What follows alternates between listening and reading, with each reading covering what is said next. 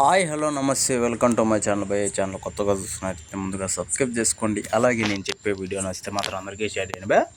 అయితే రోజు మన టాపిక్ వచ్చేసి మనం మిస్టర్ బచ్చన్ సినిమా నుంచి అయితే ఒక యూత్ యువరాజ్ ప్రోమో అని చెప్పేసి ఒకటైతే వదిలేరు భయ్య.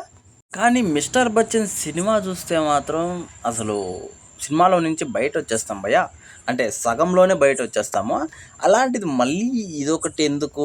అది కాకుండా ఇంతకుముందు మన హరీష్ శంకర్ గారు వేరే లెవెల్లో సక్సెస్ మీట్ అని చెప్పేసి కేక్ కోయడము, హీరోయిన్ పక్కన పెట్టుకొని కేక్ కోయడము, ఇదంతా పక్కన పెడితే ఆ సక్సెస్ మీట్కి హీరో రాకపోవడము ఇది చాలా దుమారం అయితే లేపింది. కాకపోతే లోపలే జరుగుతున్నాయి విషయాలు ఇవన్నీ.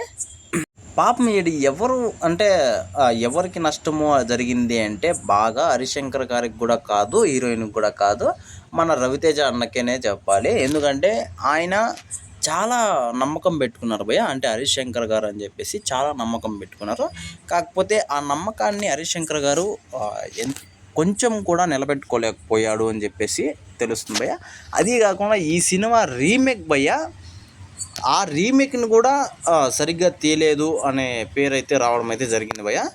ఇంకా అదంతా పక్కన పెడితే ఈరోజు వచ్చేసి మన యూత్ యువరాజ్ ప్రోమో అని చెప్పేసి మన సిద్ధు అన్ననైతే రంగంలోకి దింపారు భయ్య. అంటే వీళ్ళ ఉద్దేశం ఏంటంటే సినిమా బాగున్నా బాగాలేకపోయినా మీరు చూడాలి కంపల్సరీ అని చెప్పేసి చేయడం అన్నట్టుగానే ఉంది భయ్య.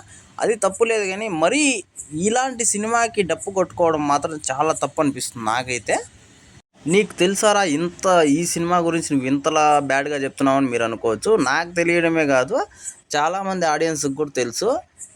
ఇది 50 కోట్లతో తీశారు భయ్య. కనీసం 20 కోట్లు కూడా రాబట్టలేకపోయింది ఇప్పటి వరకు. ఇక ముందేమన్నా వచ్చే అవకాశం ఉందేమో నాకైతే తెలీదు. ఖచ్చితంగా రాదు. ఎందుకంటే ఆడియన్స్ అంతా ఇలాంటి జోనర్ని అసలు ఎంకరేజ్ చేయరాదు. అసలు హరిశంకర్ గారి నుంచి, రవితేజ అన్న నుంచి ఇలాంటి జోనర్ని కానీ ఇలాంటి సినిమాని కానీ యాక్సెప్ట్ చేయరు అనేసి నిరూపించేసారు నిజం చెప్పాలంటే.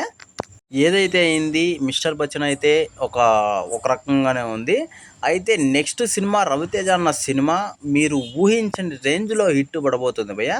అది మీరు రాసి పెట్టుకొని కావాలంటే ఏ రకంగా ఉంటుంది అంటే మైండ్ దొబ్బేస్తుంది. మనకు ఆ సినిమా అప్డేట్ కూడా ఇంకొక వారంలో వదిలే అవకాశం అయితే ఉంది. మీరు చూసుకోండి ఆ సినిమా ఏ రేంజ్లో పోతుంది అని చెప్పేసి.